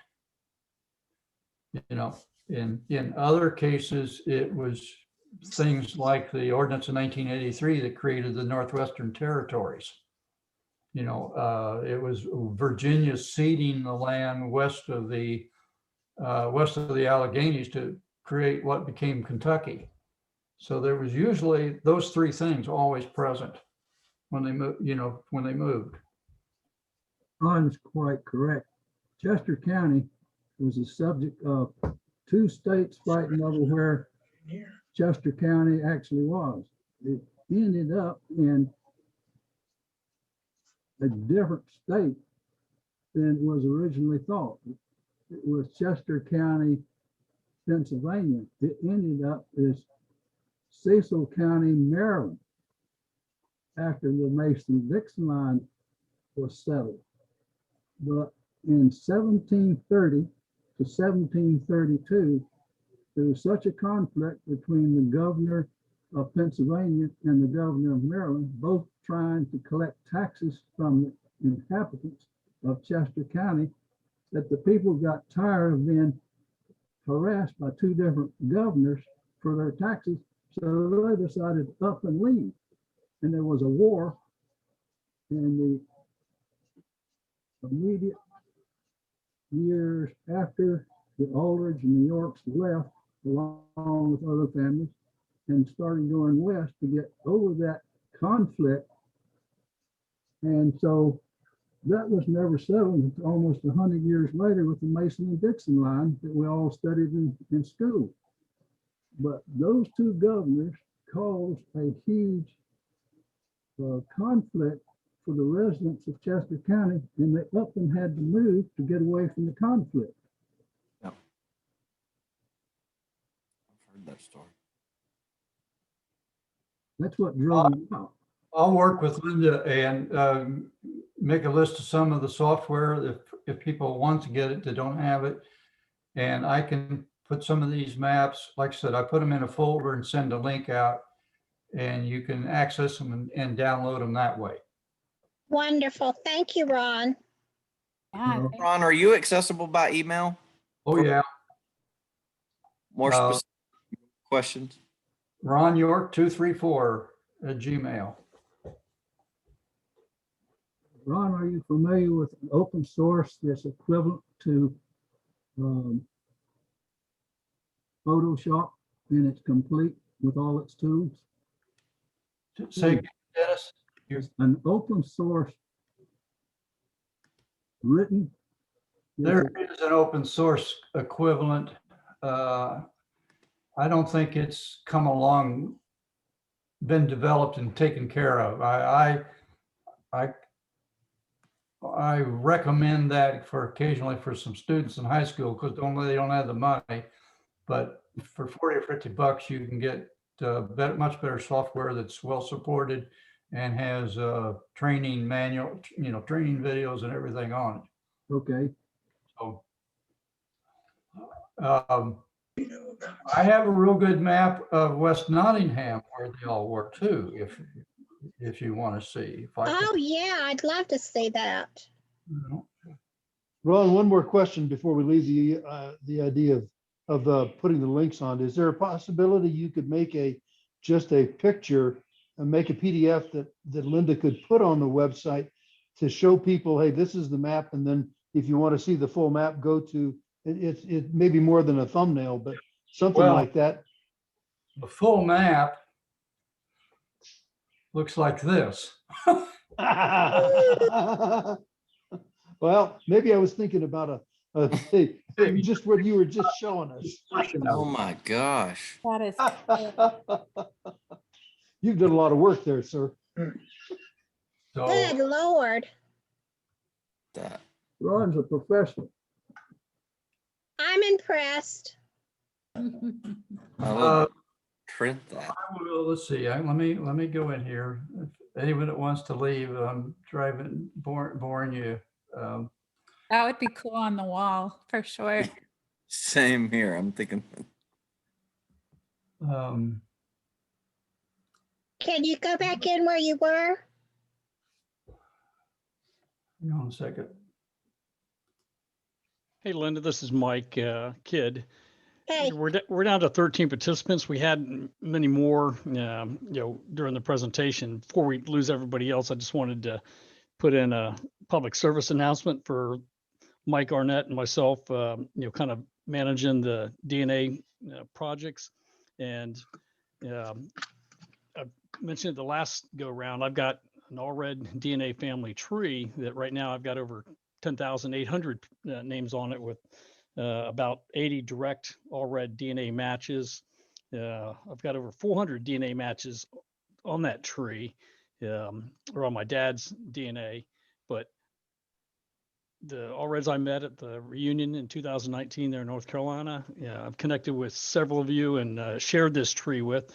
So I've made the offer before. I'm willing to share the ancestry Allred DNA tree. And I always love helping trace out where you fit into the tree so that we can expand this ever growing Allred DNA tree. And for the Yorks, I've got lots of Yorks on there. There's DNA matches with the Yorks. I've got Julians on there, lots of Julians. And I've got all 4 of the passed down from Solomon's 4 kids. So it's pretty inclusive. And, I'd love to connect with any and all of you that, interested in viewing the tree and, getting your family linkage. Yeah, I'd love to see Dennis's too. Yours too. How do you get that access? Do you just request it? Yeah, well, you send me your email, and I can send you an invite through Ancestry DNA to view the tree. Stephanie, got it a while back. I shared it with Mike, a month or 2 ago, and it's just an ongoing project. Mike's, kind of our brain trust for the YDNA, and always encourage people to, take Ancestry DNA if you haven't already, or the YDNA if you're a direct Allred descendant, such you can be part of the Allred YDNA project. And then if you've already taken a DNA test with a different testing company, you can upload that to gedmatch.com. And that's kind of a clearinghouse. It's a free site where you can load it from 23andMe, Family Tree DNA, whatever source that it tested on. But anyway, the more we get connected, the closer we are, the more the more things get revealed, and we discover how close we really are in this world. Could you send that? My email is Linda Kern, LYNDA. Hang on, can you put it in the chat? I'll cut and paste the chat. Somebody else just put theirs in there, and I'll go ahead and put my email address so you could email me directly. Okay, well, I'm having trouble accessing my chat. I was going to just let you know that I was signing off, and I have a brand new, I picked up my new Apple computer today. Good. Well, just go ahead and tell me it, and I'll try and write it down correctly. Okay, it's Linda Kern, LYNDAKERN Okay. at AOL.com. And I'm a direct Allred descendant. My maiden name was Allred. Okay, I'll send you an invite tonight, and Natasha, I'll send you one as well. Okay. Signing off. What I've got up here now is the Jefferson Fry map that Linda mentioned several times. That Jefferson is Peter Jefferson. He was Thomas Jefferson's father, and he was a very famous frontier surveyor. So I am going in to the area that we were talking about, and you see, I was trying to see if it was sharp enough that I could read what she couldn't. Maybe not. But It I looks will like it try to wants to say, I've got some other copies and see if I can read that. But Blow Yeah. that up, Ron. I That's got a very map fun. of time that shows this thing going up across here and maybe crossing twice. It used to, it went up this way. But that wasn't what I went after. I just thought maybe I could pull in that one area that we had a question about earlier. Wow. that is such a detailed map. That's so cool. Best maps I've found, if you can find them on the Library of Congress. You can download them for free. You can, you can get different resolutions, depending on what you want to work with. Mhm. Linda, did they stop in Winchester? What? That is why I'm going to the Virginia Archives tomorrow. Okay. I was just wondering how long they were in Winchester for. Can't wait to hear that, Linda. Because William Allred's land was so close to Winchester, I don't know if they actually went to Winchester to live or if they just maybe traveled there to trade, or maybe they just passed through and waved at everybody. But there's definitely a connection in Winchester between the Allreds and several other families. And I'm trying to pull that together for a presentation. Those same family names, in a lot of cases, the same people are buried in the Billy Trogdon Cemetery. And several people have asked me, well, why do you have the Billy Trogdon Cemetery on an Allred website? Why do you keep going on and on about this Billy Trogdon Cemetery? Well, it's because all of those people are related somehow. Mhm. And they're all related to Allreds. That's funny that they would question that. I think they hook up in Winchester. Hmm. Allreds seem to lead to Winchester. Now, did they actually live there or were they just passing through? And William Allred's land was so close. Maybe they just traveled there for trade purposes. The Julians definitely lived there. Hmm. Yeah, the Julians definitely lived there. And the Whites Yep. and the Hogues, Yep. Trogdon, Pugh. Yep. I mean, those Hammer, those original families that all have family members buried in the Hold up. Paris, they're all in the Billy Trogdon Cemetery, and I keep tracing them right on back to Winchester. So that's why I'm going to Richmond tomorrow. I told you my sister-in-law lives there In Richmond? in Winchester. Oh, in Winchester? And my mother-in-law's family is from Maryland. From Cool. I think. So maybe there's some more connections. Yeah. I want to go to Winchester again to do some research, but that's too far to drive up there and back in one day. I can do Richmond in one day. It's just a 2.5 hour drive from my house, but Can't wait to hear what you find. yeah, well, keep your fingers crossed. But hopefully I'll find some good stuff. And then that'll be part 2. Because if they met and married and everybody was related to each other in Winchester, did they wait to North Carolina for all the families to start marrying each other? They definitely started marrying each other, but did those first marriages happen in Winchester? Or did they happen after they got to North Carolina? Happened in Chester County, Pennsylvania. Yeah, Well, but Dennis, I think it happened maybe before Winchester Well, I agree. for some of them. For some of them. are you guys with this map now that I've got up here? Yes. I don't know whether my screen was still up or not. The state line is here now. William Penn wanted to put this settlement out here on the west end of his county and plant people in it to kind of protect his, define and protect his boundary. There was a dispute about where it was, but there was also a surveying error. So like Dennis said, when it was established, they thought it was in Pennsylvania, but when they got after the Mason-Dixon line was there, 80% of it ended up in Maryland. The map I'm looking at is your North Carolina map. Can other people see the, are you looking at the Pennsylvania one? I'm looking at, oh, no, I'm not. I'm looking at something else and it says my screen sharing's paused. And it's the wrong app. So you can't see what I'm seeing and I'm not sure I know how to. What you have to do is you close that app or close that, close that instance of screen share and then go back and screen share again. So you've stopped sharing. Now go back and there you go. Now you should be able to do it. Ah, the Nottingham lots. So these are the Nottingham lots. This was their main road.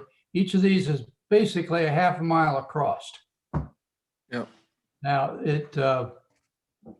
I don't have it shown on here, but on the original version, you could also, it even showed where the houses were and a little bit about how the houses looked structurally. But I was trying to figure out how they got how they left this area. And this green road here was an Indian path.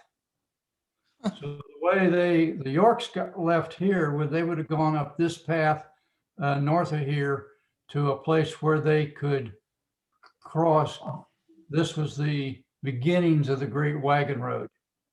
So the Yorks would have come up this way to this path.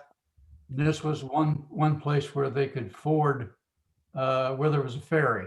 Yeah, that's Wright's Ferry, Ron. That I think, is that the Susquehanna or the Potomac? That's Wright's Ferry. That's right. That is it. That's it. Yeah. So that's where they could cross the river. And from then on, they're hacking their way through the trail. But this Is that Beeson? Is that Beeson on the far left?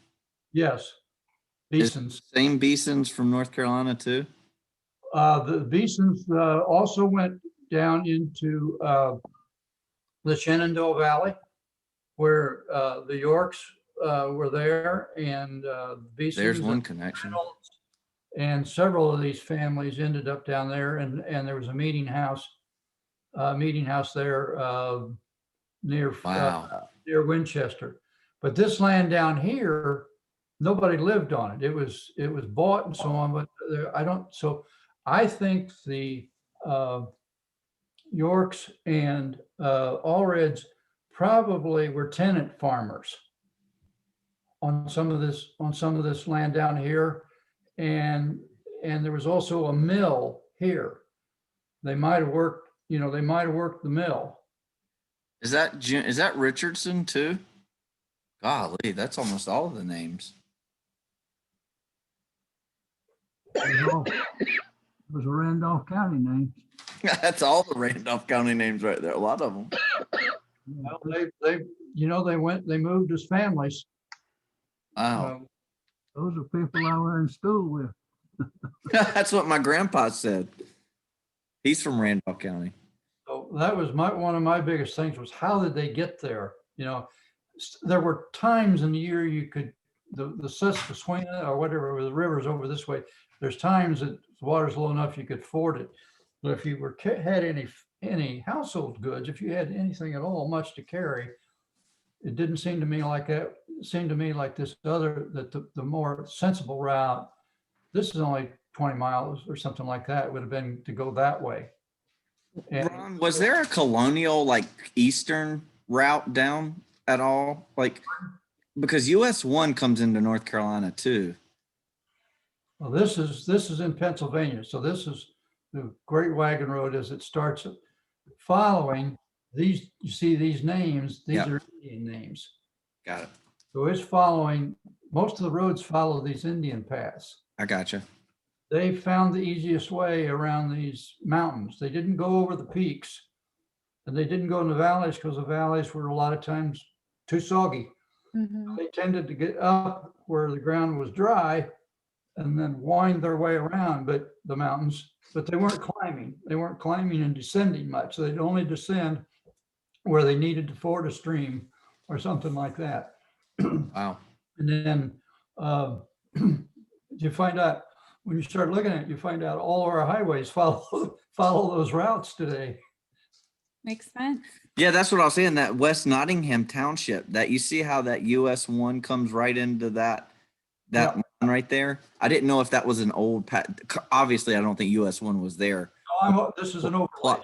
So I'm doing layers, and then I work the layers out and get the geometry right and get the scale.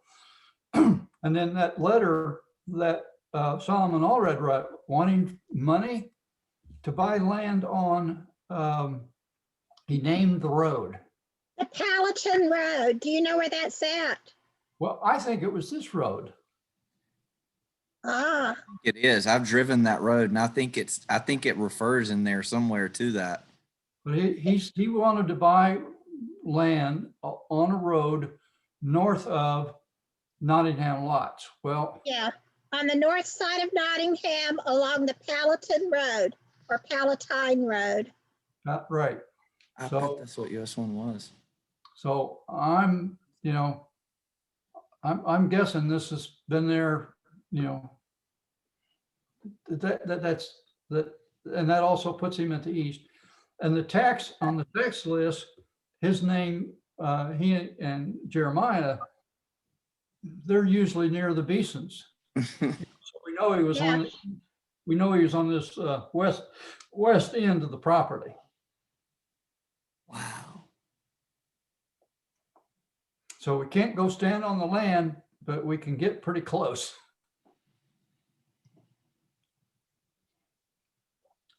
Wow. What a fun, Ron. Maps are fun. Yeah, I am so glad you've got those and you're willing to share, because I definitely want copies.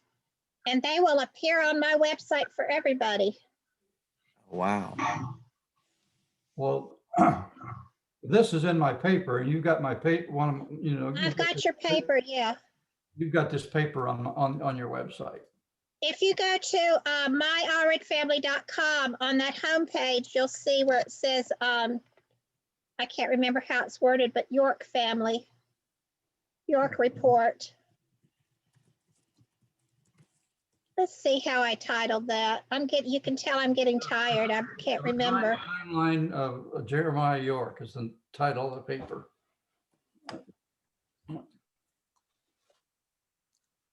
There's more than one Jeremiah York paper. If you go to the homepage, myallredfamily.com, and scroll down below the U.S. map, you'll see the York family research and info.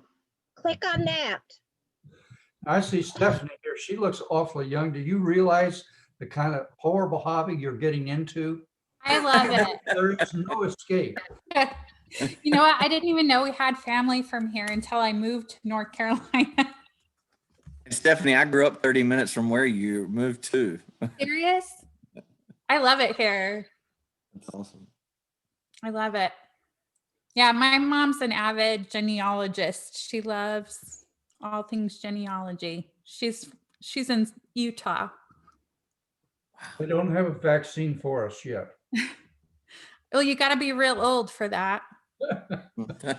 I'm a public health scientist, so I was fortunate to get one of the vaccines early. Well, I'm an old person, so I got so I got mine early. My brother's complaining because he's too young. Yeah, Linda, to change the subject, I don't know. I just want to say hello to Dennis. I don't know if he recognized me because it says Nancy Moss. Change your name. Are you Martin? I'm Nancy Martin. Well, I declare. Who would have known? She went and got married about 6 years ago. Yeah, my first husband passed away. Now, I knew that, but I didn't know what happened after that. Yeah, so. Well, it's been a long time since we did research in the Randolph room. That's true. Hey, it's still there. I can tell you that. Yeah, I live in Randolph County, Brandon, and I have the same ancestors you have. Oh, The that's Julians, awesome. the Trogdons, the Allreds. I have the Somebody said- Hammers. Somebody said And- clocks while ago, hammers. Yeah, and see, Interesting. my children have I have Cravens too, and my children have the Cravens and the Pattersons and the Wow. people on the other side of the county. Yeah, So, that's wild. Were the Cravens, is Craven County, South Carolina, one of the original counties of South Carolina? Is that named after that family? Do you know? I don't know, Mike. There's a Craven County, North Carolina too, and I don't even know if that's the same Cravens. Peter Craven was I think a potter, or one of the Cravens early on was a potter in that area. And they were right next to the Coxes, where the Cox Mill was on Ron's map. The Coxes, the Cravens, the Wrights, the Yorks, they were all right I in have that. a right, but I can't find her parents. Well, I can't. There's a lot of gaps in the Wrights from North County up to Ramseur. They kind of intermarry everybody, but they Miles from Ramseur. here. There's a graveyard Linda knows I'm trying to find that I was asking Dennis and Ron about. There's a York Wright graveyard or cemetery that's I can't find it today. I think it's covered up in the woods somewhere, but there was a picture that I think Eddie York took where there seemed to be quite a number of graves in there that I wonder would help, establish some of those connections. We may never find them, but I visited that graveyard boxes. 20 or 30 years ago, but I have no idea what the condition is now. yeah, but I know the Cravens and the Yorks and the Coxes and the Wrights were in there together. Dennis, do you know we can't see you anymore? All we can see is papers on your desk. Well, I've got to put my camera up here. There we go. Your mail. Dennis, you look like you've lost some weight. You look like I've had a lot of health issues the last 4 years. I'm fortunate, according to the doctors, to be alive at 85. I'm glad you are and still helping us.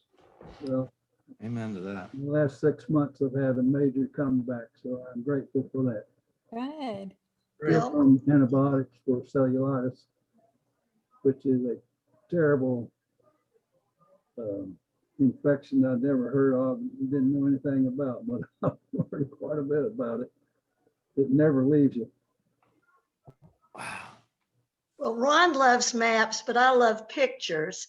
So I'm wondering about the picture behind you, Mike. That is my, let me move over to the side. That is my Arnett great grandfather and his family. And my grandfather is the one on the far left. His wife, my grandmother, is sitting next to my great grandmother sitting down, and just to the left, to her right, to my great grandmother's right, with a child in front of her. I can't see.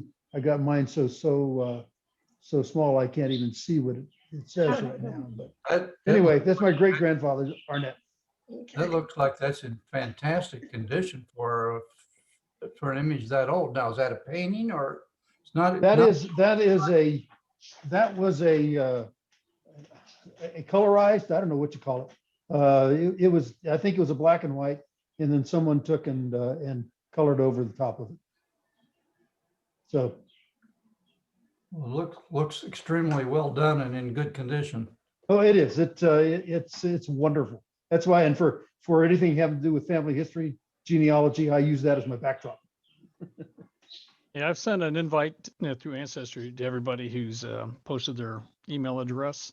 I also posted my email address so that you can ping me, or Mike's got his on there as well for questions about the DNA or the family tree. So, Mike, kid, were you able to connect to Arvel Allred? The one that I had?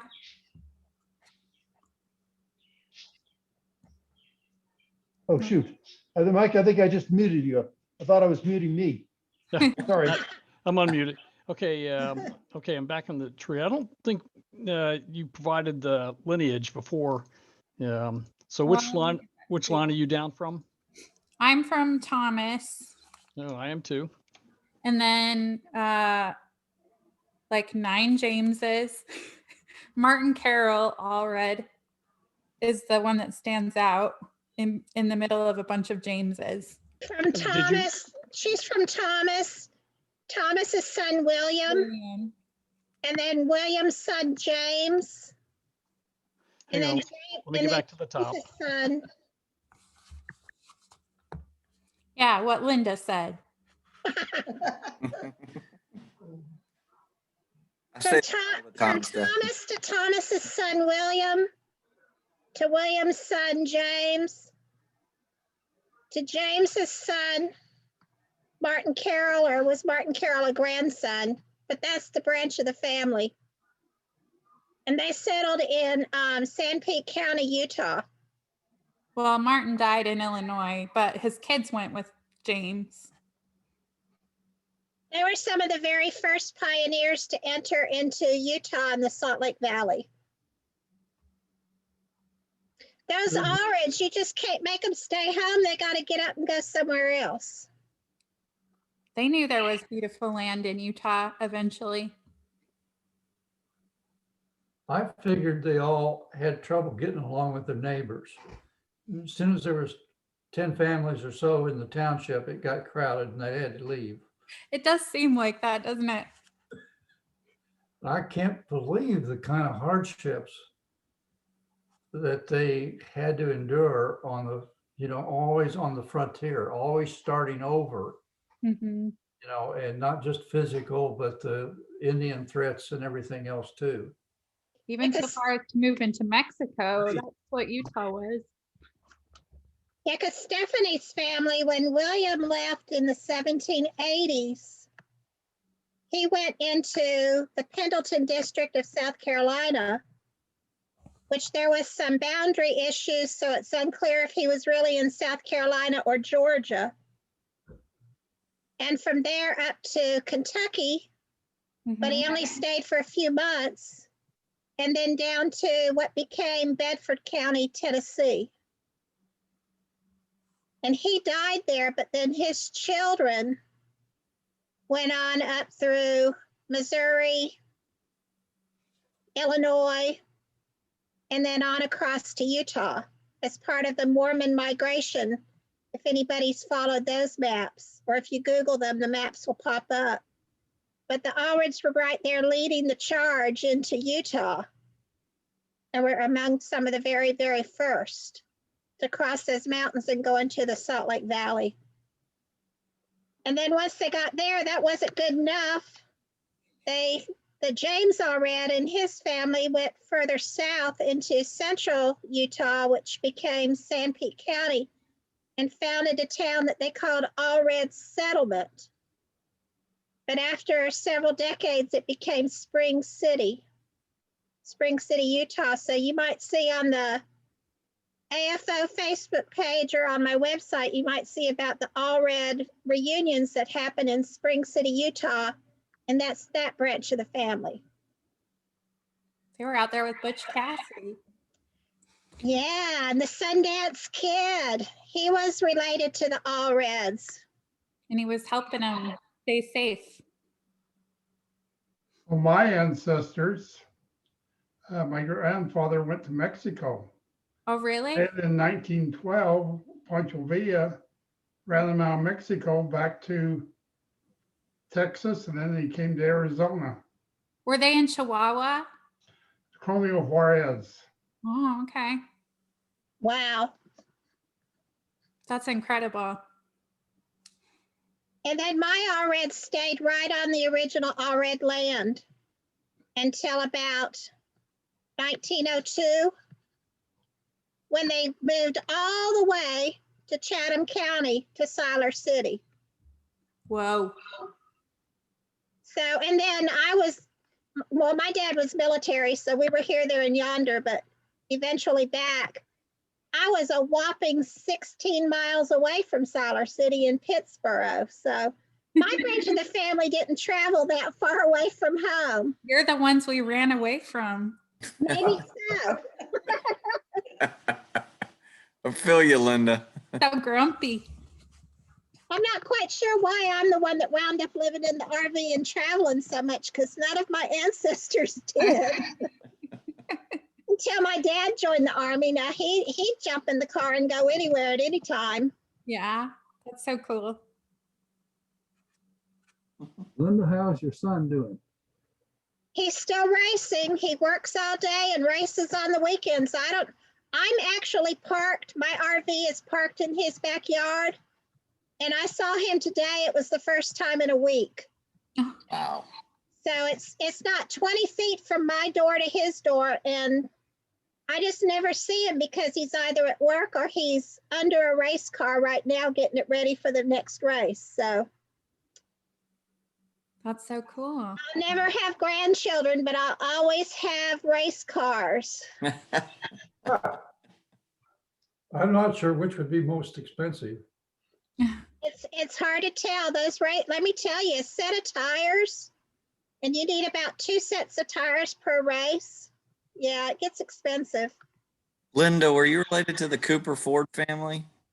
That was my husband and my father-in-law. No way. Yeah. Wow, small world. was just hearing somebody talk about that family the other day. Pittsburgh. That's me. Incredible. There's Coopers everywhere in Chatham County. You can't, they're like Allred. I was related to pretty much everybody on the eastern half of Chatham County was an Allred, and everybody on the western half was a Cooper. You were bound to get together. We had to behave when we were in the grocery store because there was bound to be somebody we knew. And heaven help us if we went to the liquor store. We're getting dealerships between Sanford and Siler City and on up. So it's starting to feel weird venturing back home in that area. Okay, anything else? And if not, I'm going to wrap it up because I've got to get on the road early in the morning to get to Richmond. Oh, one Safe question, travels. Thank Linda. you for the work. You did this and for pulling this together. And, you know, I've enjoyed both the presentation and the interactions with everybody. Well, Ron, I really appreciate all your hard work on those maps, and I will definitely take you up on that offer. But Linda, I have a question. Yeah. With all that breeze where you are, why isn't your hair blowing? You know, Where's your pina colada? it's just movie magic. I put it in a water bottle so y'all wouldn't know just what a slush I was. That's smart. She's not that woman that I read about today that used Gorilla Glue. Oh no. Yeah. Use a That's an spray awful. Gorilla Glue instead of hairspray. Oh, Use spray Gorilla Glue. so bad. It's been a rock hard for a month. Oh, There's Ron, that. where did you teach? Sorry. Do any of y'all watch Shameless on Showtime? There's actually an episode in there where one of the little girls is getting ready for a beauty pageant and she used super glue on her hair instead of hair gel. Oh That's what I no. did yesterday. Linda, thank you for putting this together. Thank you. You're very welcome. We look forward to your next installment. Yeah. Maybe I in about 6 or 8 months, and I'll be back again with something. Somebody suggested doing the submission, the ship ride over from England to America. So that might be my next one. That'd be cool. Ron, were you a photography teacher? Is that what I heard? Oh, well, I did a little bit to help my daughter when she was, she had a yearbook class at high school for a few years, and I would go in and teach the photography skills to the Cool. kids. And she'd teach how do you make a book out of this stuff. So Ah, I awesome. did enjoy that. That's The cool. other thing I do that you all might, this is dangerous. I also restore old photos. Oh yeah, that's dangerous. So that's Very that dangerous. brings the photography and the genealogy together, you know, again also. So Wonderful. Oh, I'm looking forward to your maps. I'm a map nut. I love those. I've never seen one like you have. That's incredible. well, we'll work offline if necessary, so we figure out how you can get a hold of some of them, and then I've got a bibliography of map sources. Wonderful. I have Adobe through Find school. something else that you might want that I don't have. That would be wonderful. Okay. Well, cool. So nice to see everybody. Thank you. It's great. Thank Good you, night. Linda. Bye, Safe on the road, Linda. Yeah, good luck. Safe travels. Thank you.